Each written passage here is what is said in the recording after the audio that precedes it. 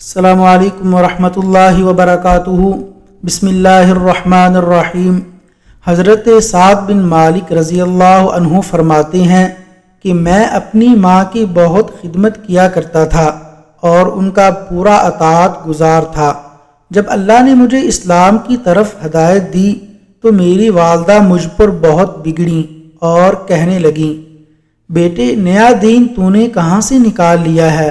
سنو، میں تمہیں حکم دیتی ہوں کہ اس دین سے دستبردار ہو جاؤ، ورنہ میں نہ کھاؤں گی نہ پیوں گی اور یوں ہی بھوکی مر جاؤں گی۔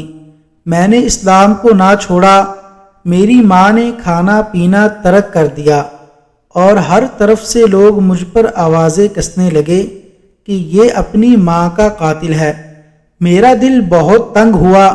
میں نے اپنی والدہ کی خدمت میں بار بار عرض کیا، خوشامدیں کیں، سمجھایا کہ اللہ کے لیے اپنی ضد سے باز آ جاؤ۔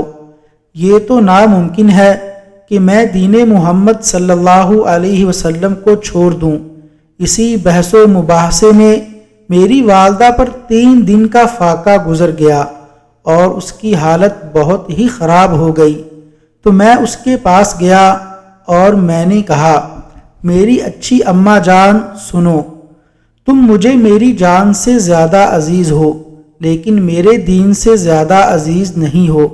واللہ ایک نہیں تمہاری 100 جانیں ہوں اور اسی بھوک پیاس میں ایک ایک کر کے سب نکل جائیں تو بھی میں آخری لمحہ تک اپنے سچے دین اسلام کو نہ چھوڑوں گا، واللہ نہ چھوڑوں گا۔